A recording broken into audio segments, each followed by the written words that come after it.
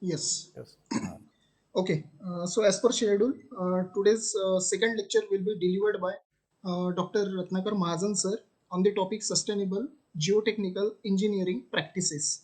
So I would like to brief about Dr. Ratnakar Mahajan sir. Is presently technical head in SF McAfee Environmental Solution Private Limited, India. Sir is working as a technical head for the McAfee responsible for India, Southwest Asia and Pacific market. He has worked as an engineer providing design and drawing services to McAfee subsidiaries which involve conceptualization of solution and detailed design related to the geotechnical and hydraulics sector. He has key experience is in the field of soil reinforcement, geotechnical centrifuge modeling, instrumentation, pseudostatic earthquake analysis, ground improvement, retaining structures, slope stability, river training, channel lining, and rockfall protection. He is instrumental in development polymeric connector for reinforced soil walls which is patented. Also, he has experience in forensic analysis of geotechnical structures. He did research on centrifuge model studies on geosynthetic reinforced soil slopes. He has completed his doctoral studies from IIT Bombay. He is university rank holder at graduation level. Sir possesses diversified experience in various civil engineering fields and associated with number of prestigious projects in India and abroad. Also, he has contributed to various codal guidelines in Bureau of Indian Standards and Indian Road Congress. He is contributing to academics, being adjunct faculty at prestigious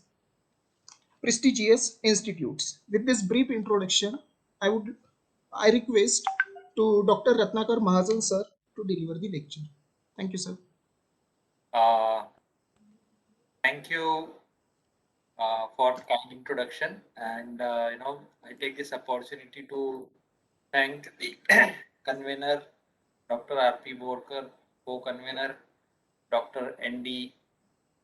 Good. Gawan, as Yep. well as the coordinator, Dr. Pusatkar, and Dr. Tekade, as well as organizing committee for giving an opportunity, sharing the practice what I am doing, so that one of the important pillar of creating a strong new generation of engineers is sharing the knowledge of industry and academia. So today I'm going to talk more, I would say, on experience. So you will not find many equations, or theory. So I leave theory everything to the stalwarts in this forum who knows that. But I will be more concentrating on practical aspects. So let me share my screen.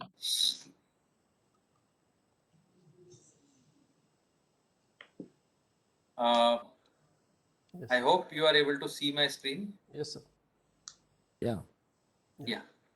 So once again, very good afternoon. And today we'll talk about the general sustainable geotechnical engineering practices. But of course, I'm little bit going bit away from geotechnical also, and we'll be touching on the hydraulics also.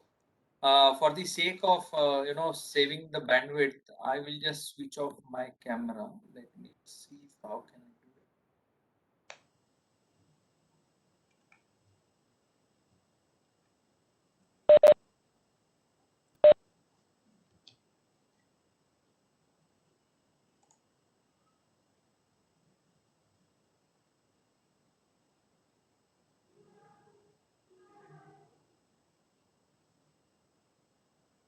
Okay, in any case, I leave it now because I will not be able to switch it off it because I am not so much conversant with this. No, bottom, sir. At the bottom line, there is a start video, no? So click it. It will be unmute. The studio will off. Have you started presentation, no? First. Yeah. Yeah, in any case, I leave it. We will Okay. just proceed. No problem. No problem. Okay. So at the start, I would like to brief about the organization where I'm working. So I'm working at McAfee Environmental Solutions Private Limited. So McAfee is an Italian multinational company present over in 100 countries, having more than 3,000 employees, around 30 factories worldwide. In India, we have two manufacturing locations. One at near Pune, that is Ranjangaon, and second is at in Himachal, Pune. The photograph what you see is our the headquarter, which is basically in Italy, in Bologna. Okay. Now coming to our topic of sustainability, the world is changing and the environmental conditions are getting more aggressive. The frequency and the severity of exposure is increasing. The technical characteristics of engineering materials must respond to the needs of changing world. Indeed, today we need to consider that the exposure and working conditions will be worse over next few decades. Have we considered this in our design? That's a question mark. And how do we address these things for future? So when we talk of a sustainable world, we have a vision. Our vision is by nurturing the world of tomorrow, harmonizing life and nature through innovative solutions. And McAfee pursues excellence and continuous improvement. So in our vision itself, we have thought of what will be the world of tomorrow that we need to nurture today. Okay. And nurturing means we need to take care, protect, and be responsible for what we are doing. And our vision is not just what we want to be, but even more importantly, it is also how we want to be as an organization, how we want to do our business. We want to be responsible, respectful, caring, and sensitive, not only to the environment, but also very much to our people, our stakeholders, and the world at large. We want to take care of everyone, including our employees, including our vendors, suppliers, our clients, contractors, government authorities, and at large everyone, that is all the citizens of the world. So, the three dimensions of sustainability, what we are having is basically environment, then the social impact, and the economic impact. So, whatever solutions we provide, they are basically impacting all these environment, impacting maximum people. The solutions what we are offering require non-skilled labor. So, social impact can be there, and these are all economic solutions. So, our solutions are designed with an eye of on quality of life as well as on preserving the environment. So, that is what at the core we are looking at it. And the environmental benefits, what I'm going to talk basically is use of materials which are at site, or you can say reuse of site-owned materials. This is more important, for to be having a sustainable world. Revegetation and integration into the natural environment. So whatever infrastructure as a civil engineer we are going to build, we must think how we can have revegetation and integration of the infrastructure into the natural environment. Reduction of site waste. This is very important. So minimum wastage to be considered, and that's how we must consider the bespoke materials for the development of the infrastructure. Let's look at various geotechnical problems and how we deal with them. For example, let's look at a simple problem of retaining a soil. For retention of a soil, we provide retaining walls. There are various types of retaining walls like dry stone walls, random rubber masonry walls, UCR walls, RCC wall, sheet pile walls, anchored wall, creep wall. So a lot of different kinds of solutions are available, for building a simple retaining wall, which can be ranging from height ranging from 2 meter to maybe 30, 40 meter or even more. Now, all the systems what we saw is basically a hard kind of solution or rigid kind of solution. And failure of these kind of solutions can occur when you have movement of water, or there are a relatively softer ground, poor ground, you can say having very low bearing capacity. That kind of situations, these hard solutions create problems.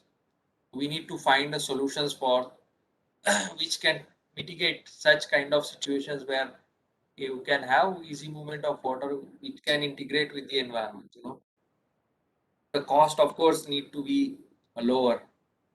The duration required for construction, if it can be optimized, because nowadays we want to build infrastructure at faster speed, with minimum expense.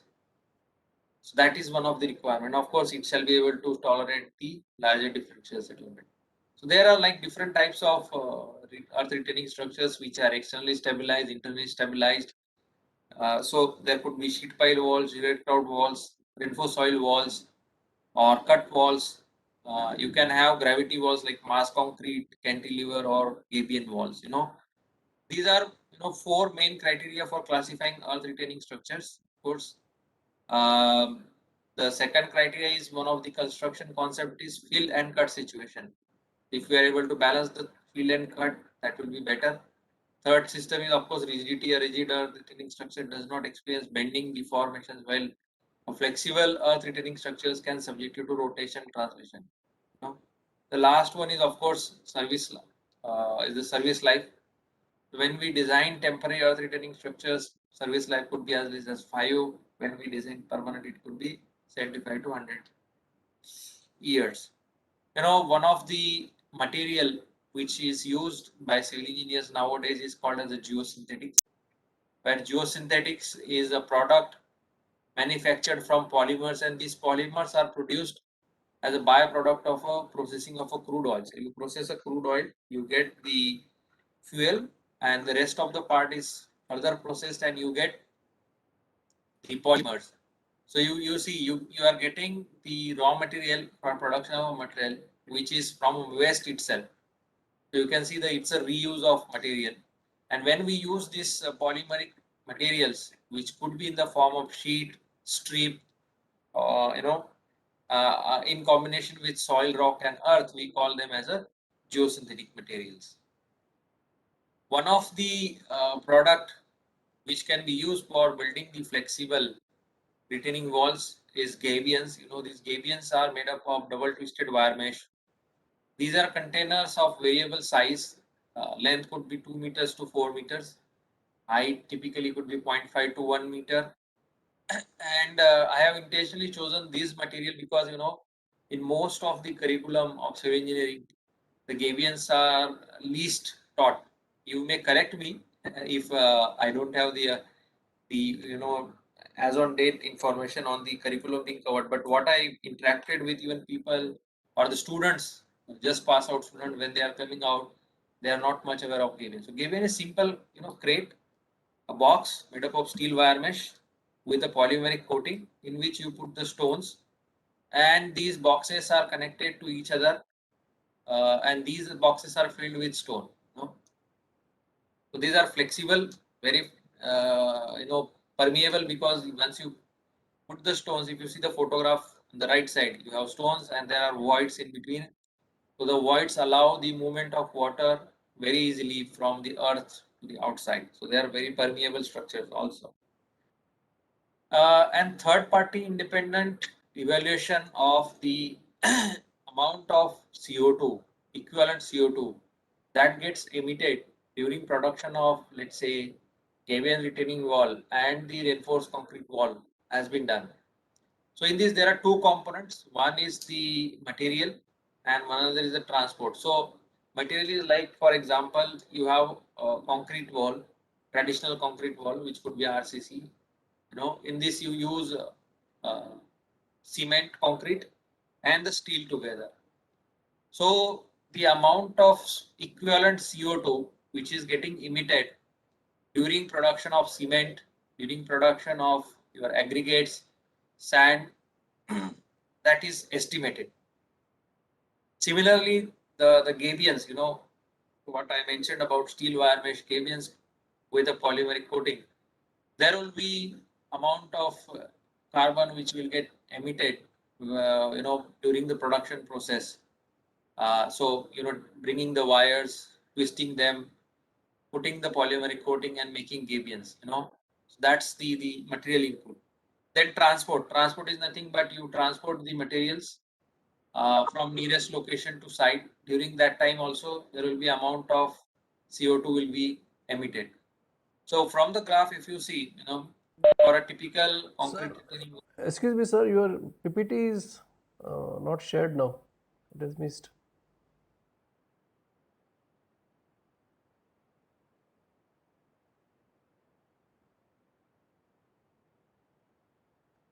I think it is left.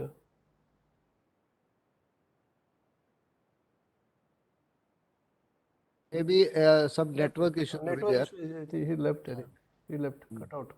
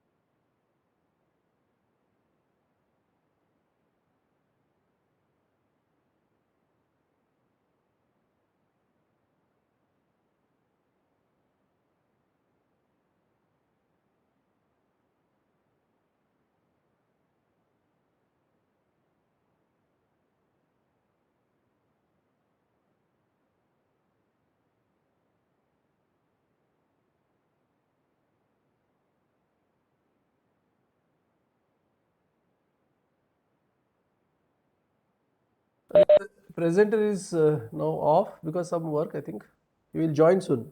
Wait for a minute.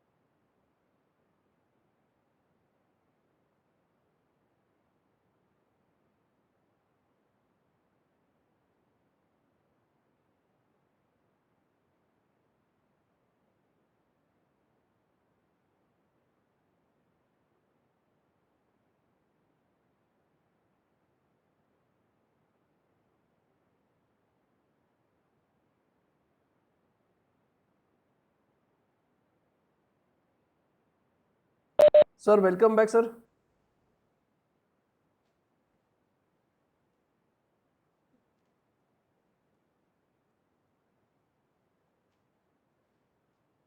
Hello. अच्छा, audio is off. Okay, mic is off. माझ्यासोबत बोलत होते sir अच्छा फोनवर. अच्छा. Okay. Yes yes. Can you hear me now? Yes, sir. Okay. Yeah, okay. Extremely sorry for the technical glitch. No, no problem, sir. No problem. Okay. I hope you could hear me up to this slide, right? Yes, sir. Yes, sir. Okay.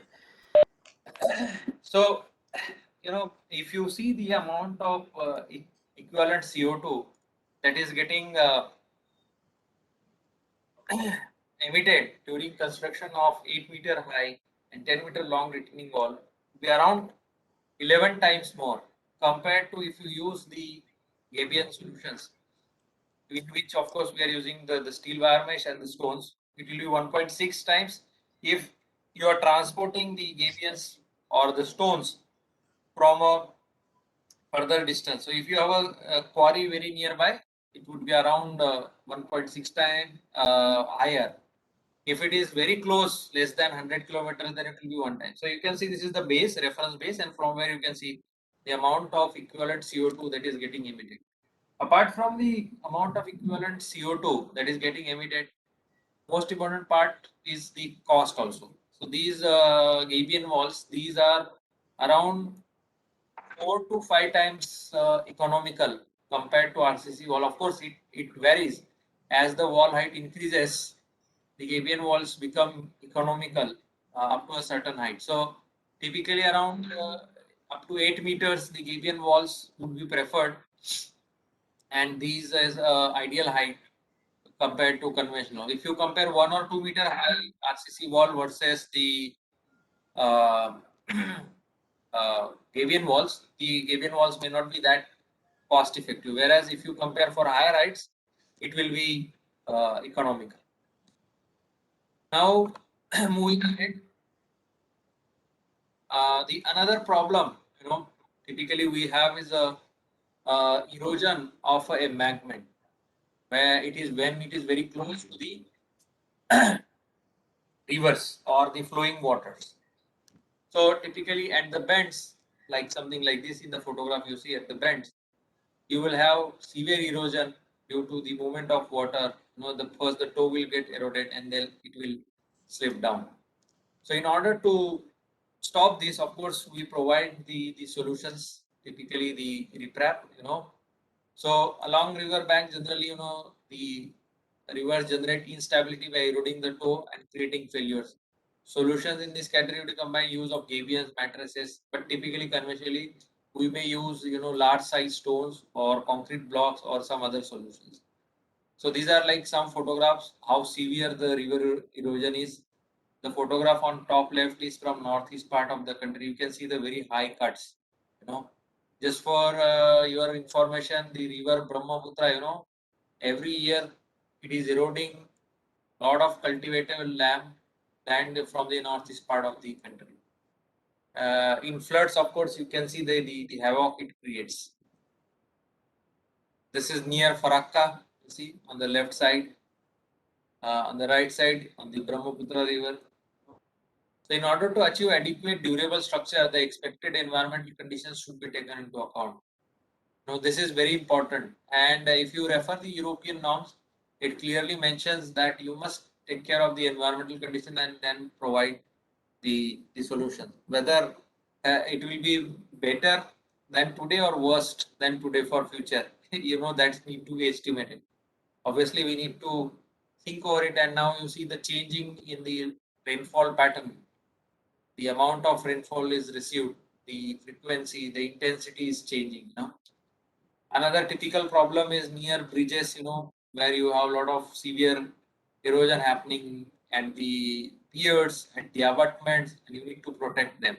When an infrastructure process water course, it is necessary to ensure that the bridge has a stable foundation and that the protection measures are sufficient. We can see typical progressive erosion underneath a bridge due to lack of protection. On the right side, examples on how main bridge structures is protected using gabions and matrices. This is another photograph of washing out of the approach of the embankment, or you can see the due to the score, the abutment itself is tilted and the failure of breach has happened. You know, so the solutions could be, you know, protection around banks, could be around abutment, piers. Here you can see drainage channels like channelized streams shall collect, convey water to safe zone, and protection measures of these courses shall guarantee that flow is safely brought to a delivery network. Now, these again issues. So the conventional solution, of course, for this is a riprap.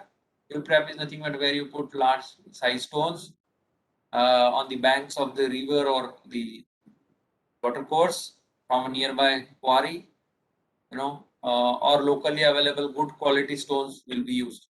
It is economical if good quality stones are locally available.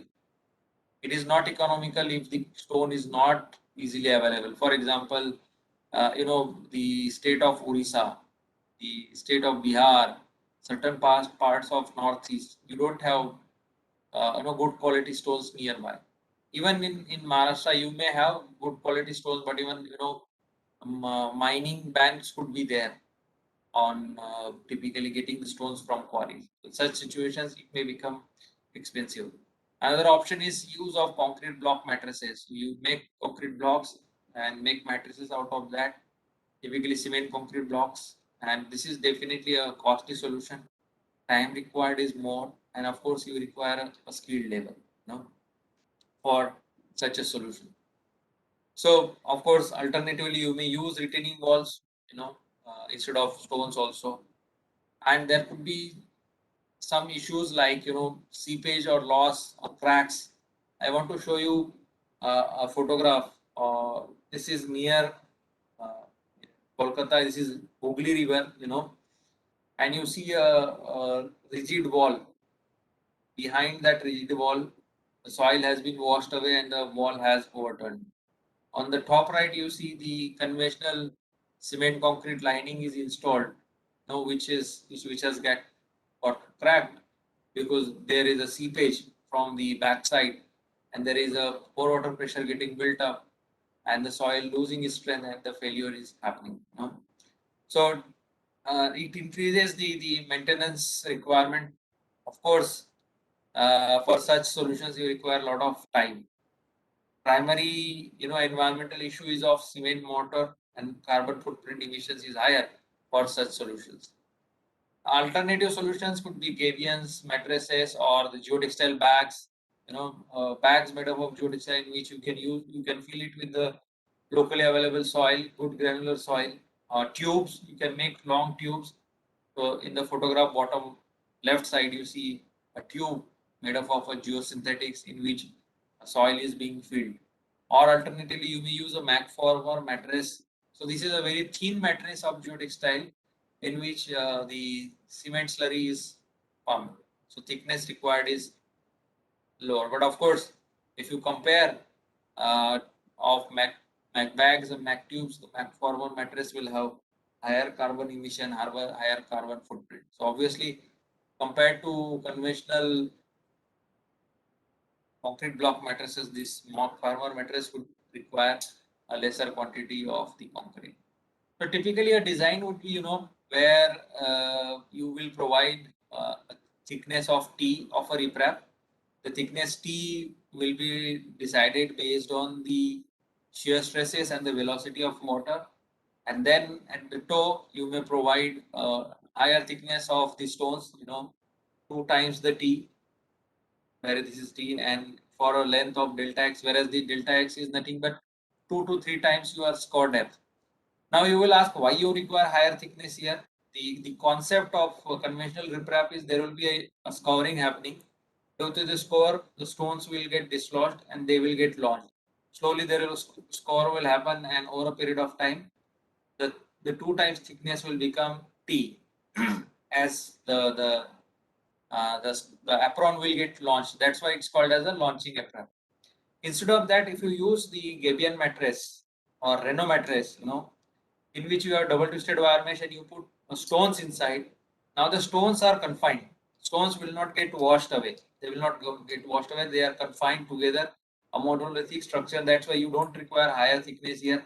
Even the thickness of the mattress here would be smaller compared to the conventional riprap, and that is being decided based on the laboratory studies, full-scale laboratory studies on the Renault matrices subjected to various different kind of discharges and shear stresses. So, as I explained, in order to cover the uncertainties at the toe, you may provide a higher thicknesses, whereas this is not applicable in case of Renault matrices. This is applicable for the riprap. So, if you see the amount of CO2, equivalent CO2 that is getting emitted for per square meter of a bank protection, okay, versus the for different solutions like the riprap, the standard matrices, and the Renault mattress plus with X-ties. So there are different kinds of solution. You use the Renault mattress or Renault mattress plus or a riprap. You say this is the line for a riprap, and you see Renault mattress plus line here. You see here the amount of the thickness and the CO2 emitted required for Renault mattress plus compared to conventional solution is very low, and this has been arrived by, as I explained, by conducting a flume testing campaign executed around 2019 to 2020 at the University of Colorado, USA. So in this, actually the mattresses were put in a flume and were subjected to different discharges, and the performance of the matrices was being monitored in terms of the shear stresses and how much shear stress the mattress can really take care.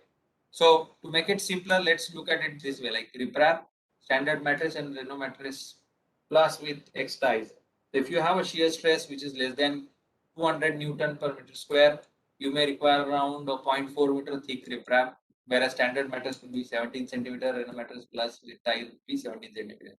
If you look at very high shear stresses, let's say 300 to 400 Newton per meter square, you will require around 84 centimeter thick riprap, and this riprap will require roughly, if you refer IRC 89, it says you need to have a stone of minimum 40 kg weight and certain dimension. Whereas in case of standard matrices, Renault matrices, you don't need that 40 kg stone, you require smaller stones.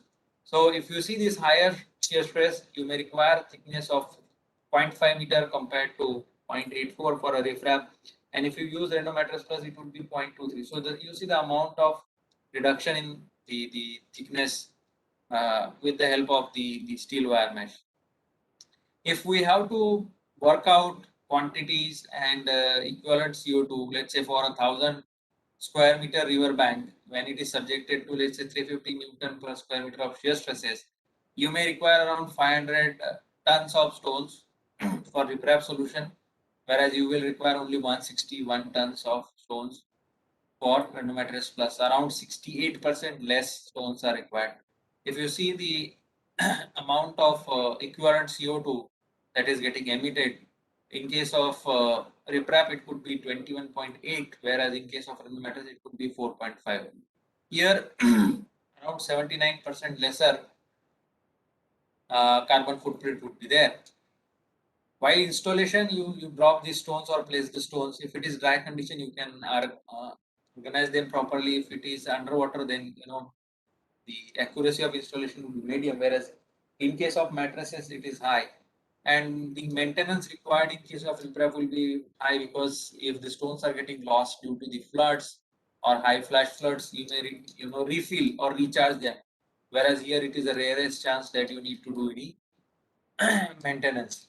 So this is a cost-effective and greener solution, the Renault mattresses. Now, if we want to compare the Renault mattress versus riprap in terms of a graphical form, for, let's say, construction of 5,400 square meter of river bank protection, so riprap would emit around 34 times more CO2 compared to Renault mattress. When you have stones from nearby quarry, it could be 5.8. If it is from remote quarry, it could be 18 times. So, almost half.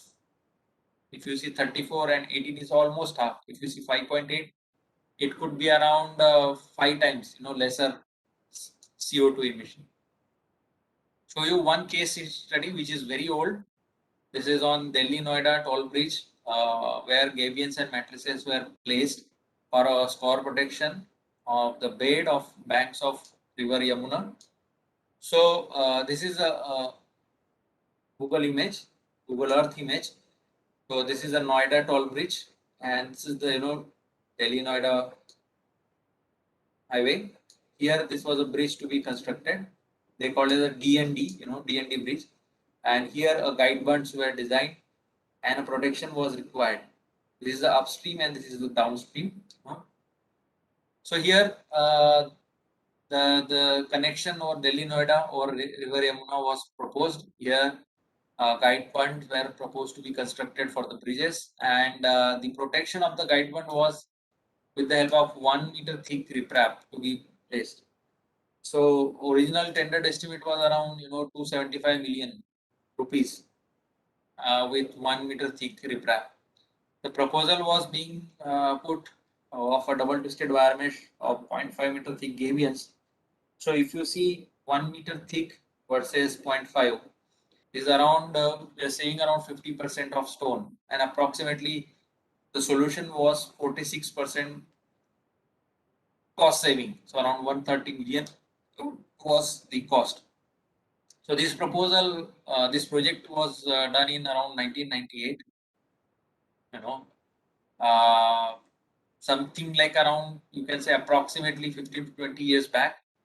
That time even the Renomatrix Plus was not there; it was pure Gabion. Now same solution with can be done with Renomatrix Plus even with thickness of around 0.23.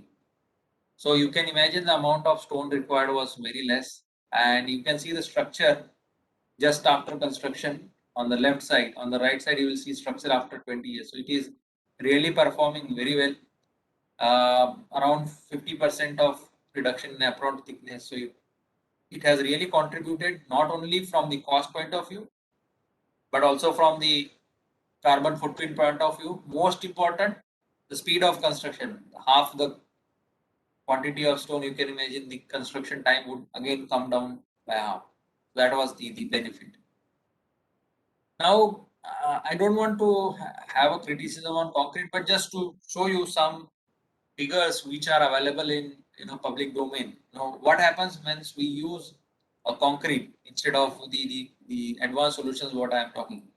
Concrete is typically made up of cement, water, and aggregate, and cement which forms around 12% by volume, or you can say for the concrete 6% of water and 82% of aggregate and sand. And when we manufacture cement, this is one of the biggest emitters of greenhouse gases, accounting approximately 5% of global CO2 production. Of course, water we are extensively using for the concrete industry, and one of it could be one of the drivers of scarcity of water. And of course, we are extracting this sand from the rivers, which is degrading the quality of rivers or the channels. That's why it is damaging the environment. So where the according to Royal Institute of International Affairs in London, the cement is almost producing 8% of world's CO2. And these are some figures from 2010 to 2017. Amount of CO2 emission by even by different countries also is being mapped. You can see here China is leading, followed by India, European Union, Turkey, Egypt, and other countries. The source of this is of course Netherlands Environmental Assessment Agency and an independent source which has been referred here for the amount of CO2 that is getting emitted from due to the production of cement. The next ingredient is the water. So a study published in the well-known journal Nature reports that concrete production was responsible for 9% of global industrial water withdrawal in 2012. This is approximately 1.7% of total global water withdrawal. And by 2050, 75% of water demand for concrete production will likely to occur in regions that are expected to experience the water stress. India is one of the region which is experiencing the water stress. Water stress is nothing but amount of water which is we are withdrawing. Third component is the sand and gravel. So the amount of sand disappearing has profound impact on how coastal areas are able to deal with the effects of climate change, natural disasters, disturbing the beach profile equilibrium. You might have heard a lot of projects coming of beach nourishments because the beaches are getting vanished. The sands are getting, the beaches are getting eroded. You know, with the consequence of natural protection roles of beaches to dissipate wave energy and block indentation, because these beaches, the sand beaches provide a protection where the waves are getting dissipated, and that's how you avoid the erosion of the coastal areas. So, of course, we promote the transparency, and just for everybody's knowledge, you can note this and you can Google and understand there is a certification that is called as the EPD, that is Environmental Product Declaration. You can visit a website www.envirodec.com. So this is an independent, verified, and registered document that communicates the transparent and comparable information about life cycle environmental impact of product. So whatever product we are using, how much it affects the environment, that information is declared. What it means is we are now conscious. For example, when I say Gavian, it produced so much amount of equivalent CO2, it has certain global warming potential. So they said GWP. So this EPD will declare the GWP, how much is the global warming potential of the product. Of course, we will have an aim to use product which has lowest GWP and having least damaging. Now let's move ahead about roads and highways. So I don't know whether earlier speaker has covered about roads and highways, but I will throw some light on the how the sustainable solutions can be there. So in this, of course, a very important aspect would be to optimize the initial cost, resolve the drainage as well as ground improvement areas, and most important again reducing the carbon footprint if we can do. So there are various kinds of solutions. First is the base sub-base treatment. So typically when you have very low bearing capacity or low CBR, if you refer IRC 37, it recommends minimum 5% or 8% CBR. In most of the time you may not get it. For that the solution is you excavate the soil uh, around a half meter and replace it with a good quality granular fill.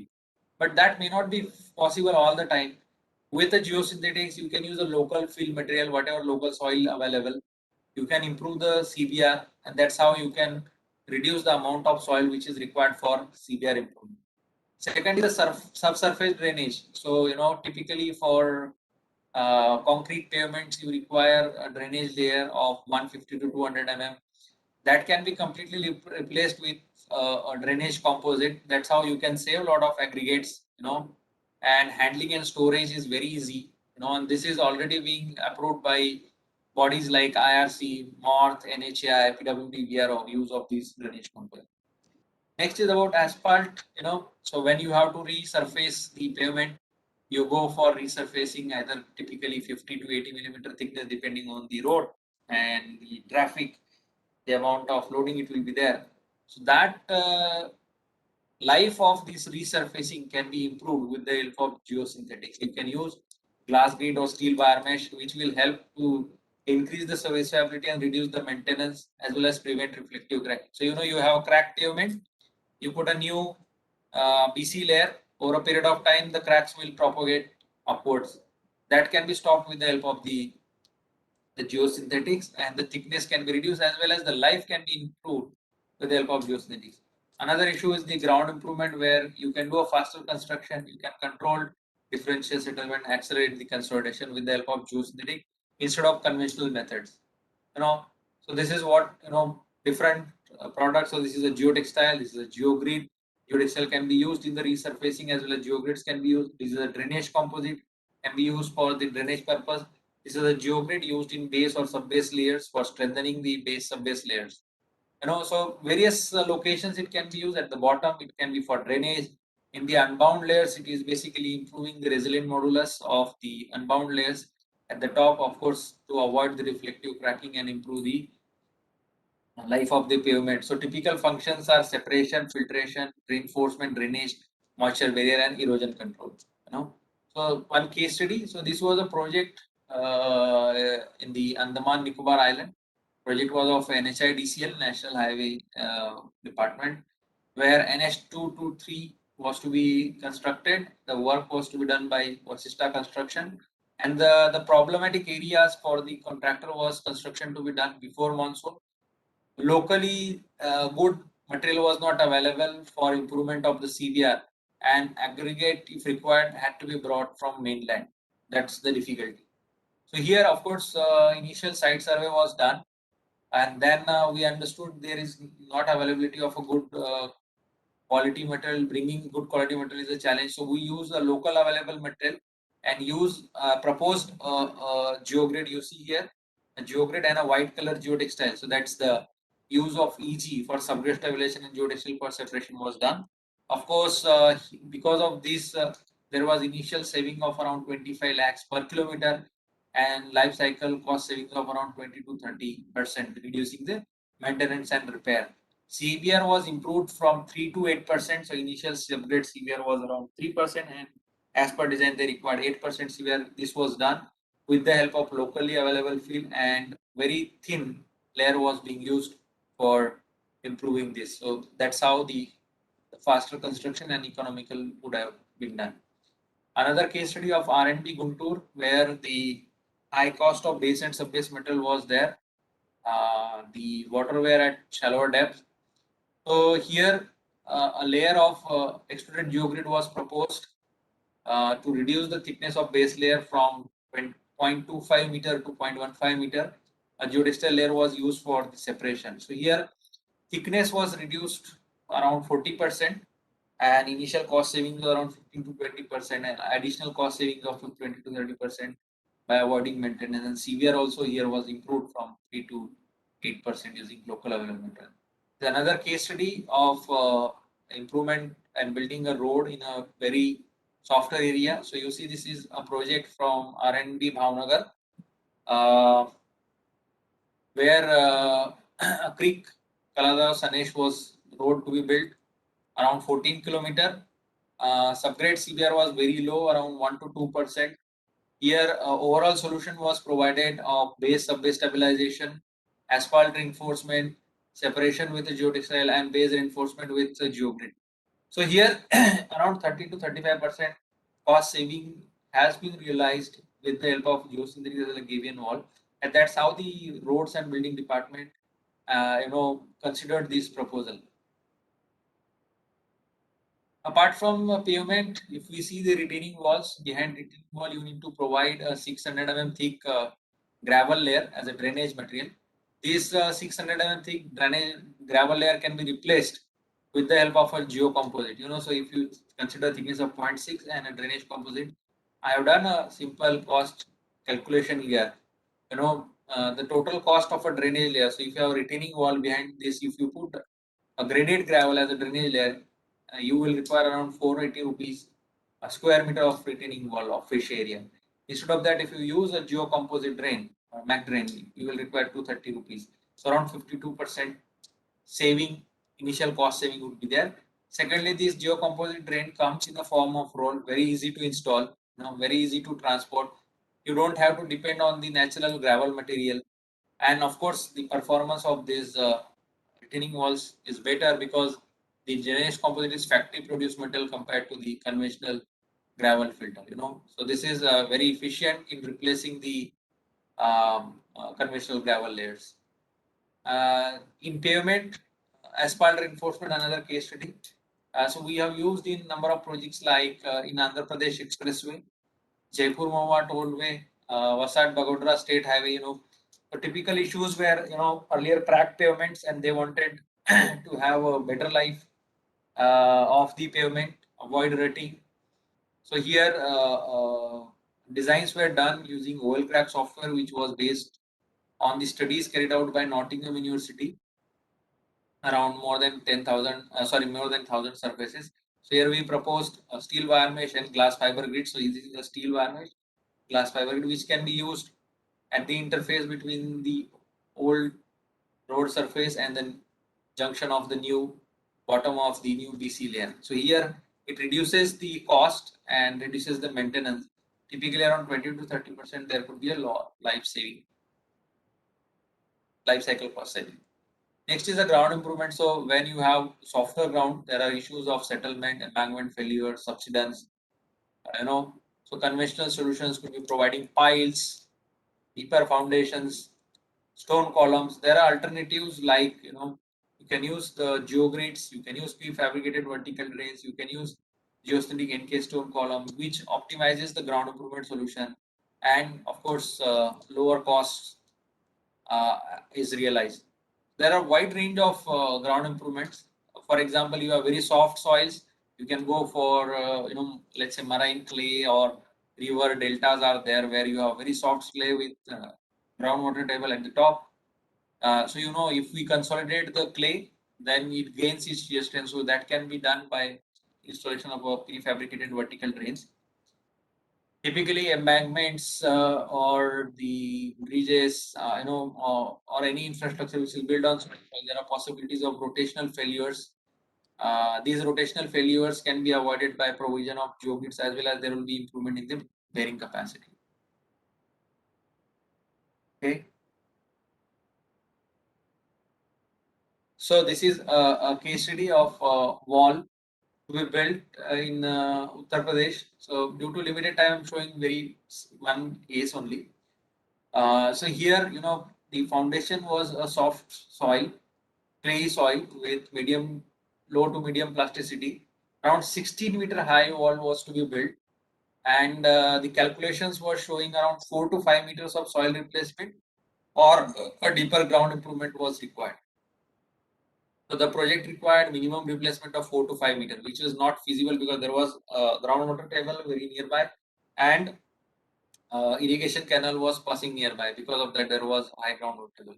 So designing was done using high strength geogrids for basal reinforcement, which reduced the replacement depth less than 3 meter. So the amount of replacement was less. Additionally, it provides a long-term benefit of reducing post-construction settlement.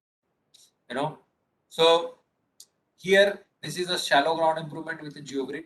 You can see here, they excavated around 2.5 meter, placed a geogrid, and then placed the granular material, and then on top of that, 16-meter high wall was built. Next is about slope stabilization. In slope stabilization, of course, you need to provide cut slope if you have. So there are issues of falling of rocks or instabilities there. You may provide coil nails or you may provide meshes on top. When you have a lot of rockfall possibilities happening in cut slopes, you may provide the rockfall barriers, uh, flexible and advanced solutions, which basically easy to install. When it comes to the another problem of erosion, there are possibilities of erosion. So erosion solutions ranging from coir, jute to polymeric mats, geocells, or specially applied geosynthetic products. That's the possibilities. And when it comes to the retention, there are various kinds of fascias like concrete, stone, soft fascia. So there are different types of retaining walls which can be built to stabilize the slope. Concrete fascia, of course, lower cost, better performance, and speedy construction. These are very low cost solutions. Stone fascia, they are nearly vertical angle. Gabions can be used. They are free draining materials. Ease of handling is better. And the last is about the soft fascias. So in the soft fascia, green and flexible solution where you can use locally available material and permeability of fascia is good, which can drain the water. So I'm presenting one of the tall structures. This is Kannur International Airport. So in the photograph you see, this is the runway, and at the end of the runway, a slope was to be retained, and the height of the slope was as high as 70 meters. It's sometimes somewhere even more than 70 meters in some portion. And client didn't have a land to have a flatter slope of 1:2.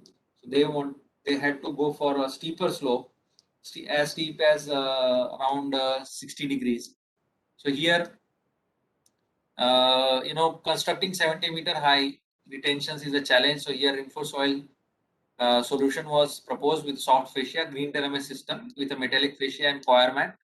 Of course, this is a green solution with a low environmental impact and becomes a natural air. You can see here, this is a natural slope. Here reinforced soil is not installed, but in this portion, the reinforced soil is installed, and you can see complete the reinforced slope is green, and it has gelled in the environment. So, of course, the advantages was use of local field, low maintenance, and of course, green solution.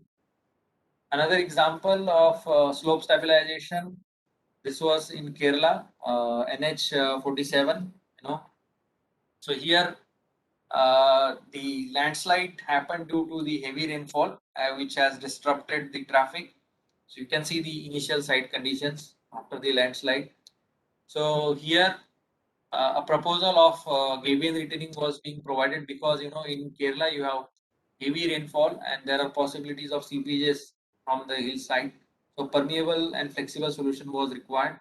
So here gabions were around 40 to 50% cheaper than RCC wall. That's why the client had adopted. And of course, they are free draining. Hence, no such maintenance of weave holes is required. They are easy to install. Around in 20 days, the work was done, and these are um, green solutions against, as we seen earlier, low carbon footprint is there. Apart from that, now I want to show some new type of solutions which you may not be aware. Debris mitigation and emergency restoration. So in hilly areas during higher rainfall, if there are lot of loose soil and debris, they flow along with the surface runoff. That's called a debris flow. So there is a solution which is umbrella type of solution. You see umbrella type of solution. These are the steel post, and then you have a cross here. In here you have steel wire mesh. So this is called as umbrella type of system, referred as ADOX.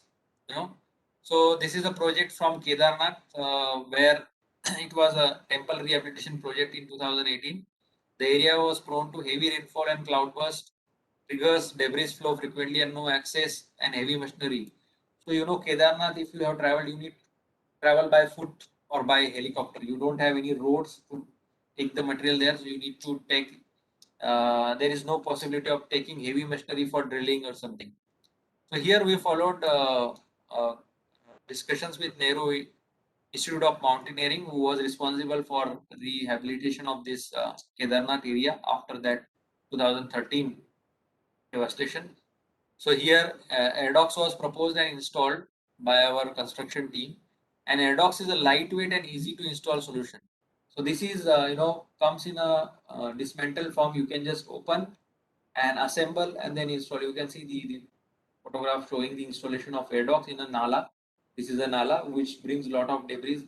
So the function of this mesh and the umbrella system is it will hold all the debris coming down, and that's how you can have a debris flow mitigation. At the same time, this can be used for emergency repair. So if you have any, in hilly areas, if there is a landslip and you want to repair it within few hours or days, uh, conventionally you may require retaining walls which will take months to build, but with this you can do in few days only, because this is factory made folded assembled system which can be easily assembled at the site. So you can see the kind of slips if it happened, you can install the number of ADOC. So this was a project in BRO in northeast area Arunachal Pradesh, where a landslip happened and that was restored with the help of the ADOX unit very easily. This is the debris mitigation, you see. Now we are using these ADOX for even avalanche mitigation also. Apart from that, for erosion control, you can use simple biodegradable mats, geocells, or synthetic mats. These are better compared to conventional stone pitching, where you will require a lot of stone, which of course require quarrying, but these are very economical and you will have a very good greenery. So example like, this is a project where slopes were stabilized with a soil nailing, as well as a greenery was provided with the help of synthetic mat. This was a project at the border of Kerala and Tamil Nadu. This is a border to Siliguri. There was a requirement to cut the soil, and the client didn't had the enough land. This was the boundary, so they cannot make it 1:2 or 1:1 slope. They have to go for a very steep slope around 79 degrees. So the slopes were steep, location experienced very heavy rainfall, and here lateritic soil is there, which is prone to slip when it is wet. So here investigating the site, then samples were collected and the solution was proposed. Here hydroseeding was proposed. So on the synthetic mat, seeds along with the water and the nutrients were applied, and that's how you see the initial site condition and the site condition after some days. So here around 15 to 20% the cost was lower, and contractor L&T adopted this solution because it was very quick, aesthetically pleasing, and it's like environmental friendly with lower carbon footprint. Now let's move to the next, that is railways. When it comes to railways, railway tracks have an issue of weak subgrade, poor track performance, settlements. This is due to the softer soil. Like you have softer soil over a period of time. The rail tracks are open to atmosphere. The water can directly go to the formation, and there could be degradation of the railway track. So of course, here you have dynamic loads. There could be permanent damages. So here, solution required is optimization of dynamic load transfer and long-term permanent grains. So typically, failures could be due to the slip of ballast, softer subgrade, bulging or creep of slopes. So here you can provide solution with the help of a geogrid and a geotextile below the ballast in the blanket layers. So the geogrids basically improve the stiffness of the blanket layer, and geotextile reduces the issues of mud pumping by filtration function. So here you can look at two different ways. You may put the geogrid geotextile and reduce the thickness, or you may maintain the same thickness of granular layer but increase in the load tonnage or the loading. So this is one of the project which was done for Adani in partly Haryana. Here axle load was around 32.5 ton. Solution of subgrade and blanket layers were reinforced with the geogrid. Around 70 lakh axles were supposed to be bare by this track, and subgrade severe was 7. Here, as per design, they required conventionally 0.6 meter thick blanket. Blanket is nothing but a granular layer, which we reduced to 0.3 meter by inclusion of a geogrid and geotextile. Okay. So these are the properties of geotextile and geogrid. I will just keep these. These are just numbers. You can contact me. I can provide the specifications which are being adopted. So here first laying of a blanket layer on a non-woven geotextile, then compaction, then placement of the biaxial geogrid, then placement of remaining blanket layer, and finally construction of a track. So here the question was, we are always talking there is an improvement in the stiffness. How do we do it? So EV2 test was carried out. EV2 test is nothing but a plate load test. When you do a second step loading in the plate load test, you monitor its modulus. Okay. So here we did a test on 0.6 meter thick conventional blanket and 0.3 meter thick with a geogrid and geotextile with the help of apparatus, and monitored the performance. So the EV2 of 0.6 meter thick blanket was around 192 MPa, whereas with a geogrid of 0.3 meter thick it was 296. So you can see there is a substantial increase in the EV2, that is the you can say the stiffness has improved, and that's how the efficacy of geogrid is being seen. Now, what we have seen earlier about the hydraulics, so various applications around culvert, riverbank protection, score protection, coastal protection. Now, all these solutions are economical compared to riprap, typically around 30 to 40%. Even this can be used for causeways, bridge protection, pond lining. Apart from this, very important part of a sustainability is use of reuse of materials. So we did one project. I will just quickly show you. In France, material was dredged from the river, and that dredged material was used to protect a river bank From the dredge material, we made artificial stone using nano compounds, and these artificial stones were put in a matrices on the river bank. So here you can see the conventional riprap, and this is the reused material made from the dredge material. So with this, we always want to keep nurturing the world of tomorrow by providing the sustainable solutions wherever it's possible. Thank you very much for your kind attention.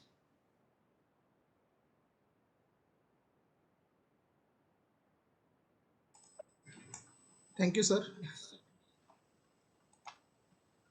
Uh, if any participant have a question, please put in chat box. Dr. Srikanth, may I ask? Yes, sir. Yes, sir. Sure.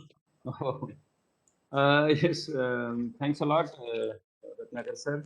I said Dr. Prashant Dayagawani, Faculty of Government Engineering, Nagpur itself. I have long 20 back done research on this geosynthetic, and I got one patent also, improved foundation system using geosynthetics and the like. Will you tell something about the sustainability of this material for this one? So whatever you have discussed, it is there in the recent past. But how this geosynthetic, suppose invented, that is geofoam, how it can be sustainable material? Please, sir. Yeah. So the geosynthetic materials, they are basically made from a, as I mentioned, byproduct of a crude oil. Okay, and these materials are non-biodegradable. So once they are put in the soil, they don't biodegrade. So that's the, you can see the advantage part of it. That's how you get the life of the product is as high as 120 years. So you don't need to replace and do them. Thirdly, Right, sir. if you see in the presentation, I mentioned you that the amount of carbon emission is lower in Yes, such definitely. solutions. Now, if we see the sustainable definition, it's basically it talks about reducing the use of natural materials, or stopping the depletion of natural materials if it's possible. Right. If I just go by even sustainability definition, so that's how it really contributes for a sustainable infrastructure. Of course, these geosynthetics, they have limitation. They cannot be exposed to sunlight. Exactly. If Yeah. they are exposed to sunlight, they degrade. So their life is limited. That's why the application of geosynthetics, when it is inside the soil, it's really fantastic. If it is exposed, even Right. there are products which can be exposed to as high as 20, 30 years. For example, membranes which contain the liquid. For example, if you want to build a pond for a farmer, or Yes, let's yes. say a pond for a city to Farm pond. contain It the is called. water, yeah, and you don't want any leakages to happen, you will provide a geomembrane. These geomembranes are made up of high density polyethylene. Carbon Yes. blacks are added in that. Additional additives are added so that they have adequate resistance to UV light. Even certain applications they can be used, but of course the cost becomes very high. I hope I Yes, sir. answered Yes, sir. your It means ultimately the cost is the criteria if you want. cost and the carbon emissions. Yes, yes, yes. Okay, so that can be used. Right, sir. Thank you, sir. So McAfee is well known for its geogrid all the time. Yeah. Thank you, sir. Thanks a lot. So the question from chat box has taken, sir. No, sir. There is no any question. No, sir. Which generally can be used as a tensile reinforcement for construction of No, stabilized no, soil? sir. So that is actually a well-known question. There is no question. But sir, there is a question: which geosynthetic can be used as a tensile reinforcement for the construction of stabilized soil slope?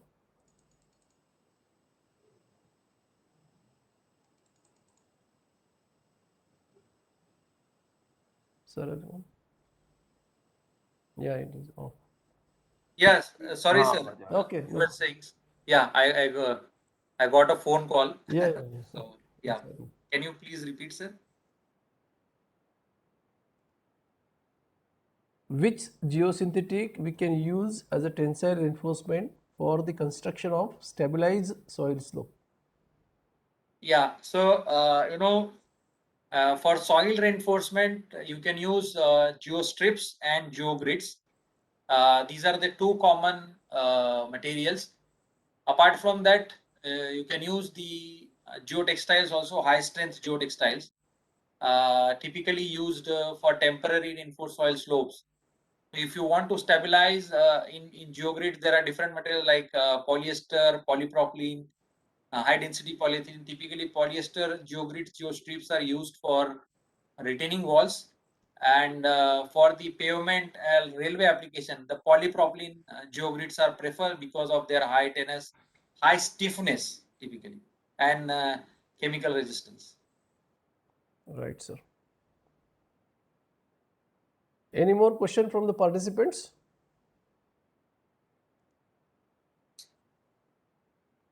I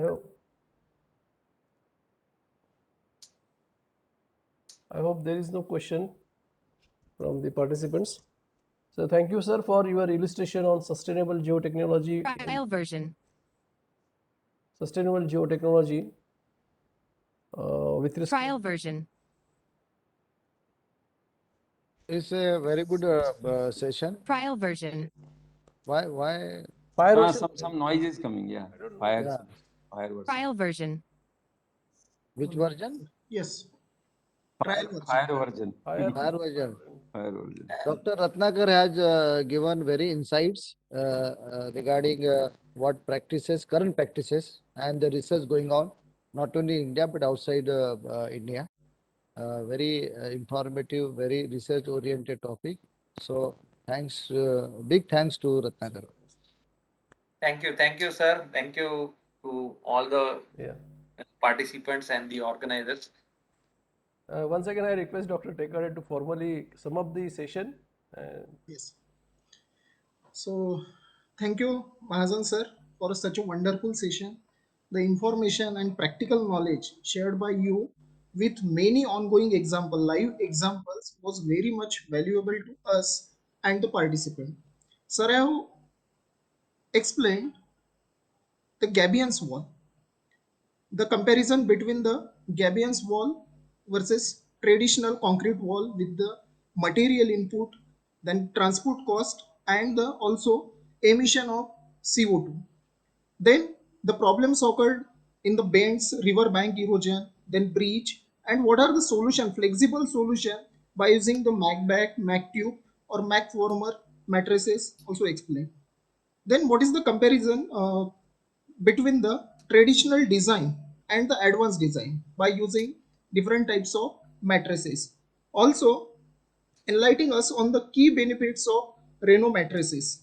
Then pavement solution by using the ground improvement, asphalt reinforcement, sub-base treatment, and techniques for the ground improvement, also for the slope stabilization. So by today's lecture, we came to know that many new things, that how sustainability can be achieved for the different types of construction. So thank you so much, sir, for sharing your knowledge and experience with us. So on behalf of Government College of Engineering, Nagpur, we really appreciate you for accepting our request and guide us on this virtual platform. Thank you, sir. Thank you, sir. Thank you very much. Thank you. Bye, sir. Bye.